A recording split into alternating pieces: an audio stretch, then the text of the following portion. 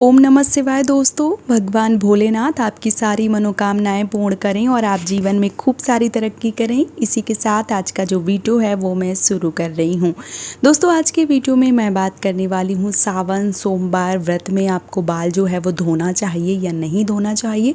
साथ ही साथ अगर पीरियड्स जो है वो आ जाता है तो हमें कैसे पूजा पाठ जो है वो करनी चाहिए, क्या व्रत जो है वो हम रख सकते हैं, कैसे पूजा करें, क्या करें, संपूर्ण जानकारी जो है वो इस वीडियो में आप सबके साथ शेयर करने वाली हूँ। तो चलिए शुरू करते हैं आज का वीडियो। सबसे पहली बात मैं पीरियड्स की यहाँ पे करने वाली हूँ। तो देखिए जो सावन के सोमवार हैं वो इस साल 5 सावन के सोमवार पड़ रहे हैं। शुरुआत 22 जुलाई से हो रही है और समाप्ति 19 अगस्त से हो रही है। 5 सावन के सोमवार में बिल्कुल ये सत्य बात है कि महिलाओं के साथ ये समस्याएं जो हैं वो लगी ही रहती हैं। किसी न किसी एक सोमवार में ये समस्या जो है वो आनी ही आनी है। ऐसे में क्या उनको व्रत रखनी चाहिए या नहीं रखनी चाहिए? तो मैं बोलना चाहूँगी कि बिल्कुल आप व्रत रख सकती हैं। व्रत रखने में कोई दिक्कत नहीं है।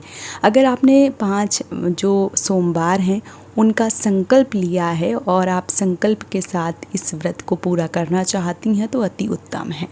अगर आपने संकल्प नहीं लिया है, फिर आप अपनी खुशी से व्रत जो है वो कर रही हैं और 2, 4, 5 आपकी मर्जी के हिसाब से कर रही हैं, तो आप चाहें तो जिस दिन पीरियड्स आ गया है आप पूजा नहीं कर सकती हैं तो फिर आप इस व्रत को स्किप भी कर सकती हैं। लेकिन अगर आपने संकल्प ले लिया है या आप संकल्प नहीं भी लिए हैं, आपने सोचा है कि नहीं इस बार 5 रखेंगे भले ही पीरियड्स आए या ना आए, तो आप बिल्कुल व्रत कर सकती हैं। व्रत नहीं छोड़ना है, आपको स्नान ध्यान करना है भगवान भोलेनाथ से।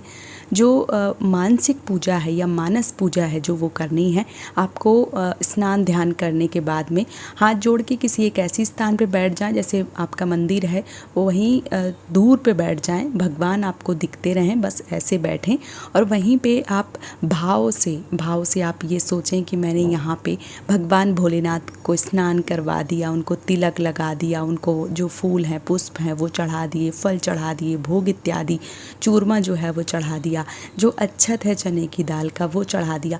तो अगर आप भाव से और मानस पूजा जो है वो करते हैं तो भगवान आपकी पूजा को ग्रहण करते हैं। अगर आपके घर में कोई है, आपके बच्चे, आपके पति, आपके सास ससुर, देवर देवरानी, जेठानी या ननद जो भी हैं, आप चाहें तो उनसे भी पूजा करवा सकती हैं। लेकिन अगर आप ऐसा नहीं करना चाहती हैं तो आप अपने आप में ही स्नान ध्यान करने के बाद में मानस पूजा करके भी इस व्रत का पूर्ण फल प्राप्त कर सकती हैं। आपको व्रत जो है वो छोड़ने की कोई भी आवश्यकता नहीं है। आप व्रत जो है वो पूरे रख सकती हैं, बस आप पूजा जो है वो नहीं कर सकती हैं। तो जो व्रत है उसका पूर्ण फल आपको मिलेगा। ऐसा नहीं है कि आपको फल नहीं मिलेगा, आपको पूर्ण फल मिलेगा अगर आप इस प्रकार से भी व्रत करती हैं तो। दूसरा जो सबसे महत्वपूर्ण प्रश्न है वो ये है कि दीदी इस व्रत में हमें बाल धोनी चाहिए या नहीं धोनी चाहिए? तो मैं आप सबको बता दूं कि सोमवार में आप, अभी तो सावन के सोमवार चल रहे हैं, वैसे भी आप सावन के सोमवार ना हो तब भी आप जो सोमवार है उसकी जगह पे आप रविवार को बाल धो लें, ये आपके लिए ज़्यादा उत्तम है। ये आपके जीवन में अगर सत्यता बताऊं तो अगर आप सोमवार को बाल ना धो के रविवार को बाल धोते हैं तो यकीन मानिए कि आपके जीवन में कभी भी लड़ाई झगड़ा अनबन जो है वो नहीं देखने को मिलती है। तो ये चीज़ें जो है वो आपको ध्यान में रखनी चाहिए।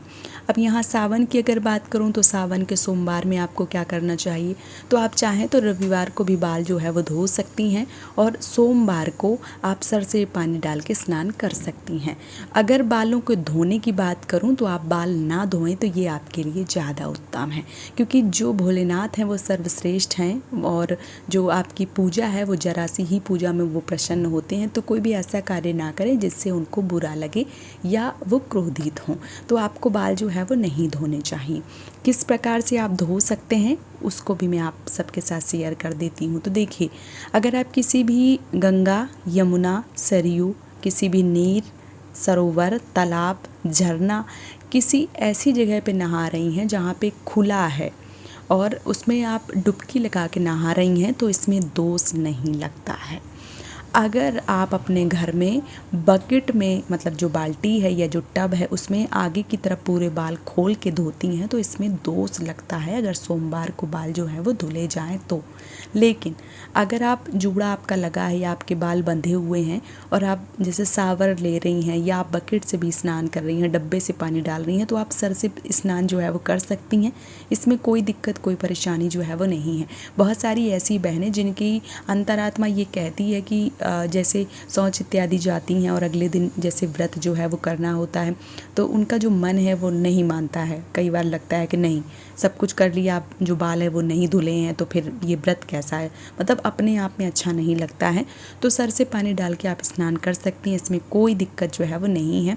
व्रत वाले दिन कोई भी व्रत होता है उसमें बाल जो है वो आगे की तरफ झुका के खोल के नहीं धुले जाते हैं।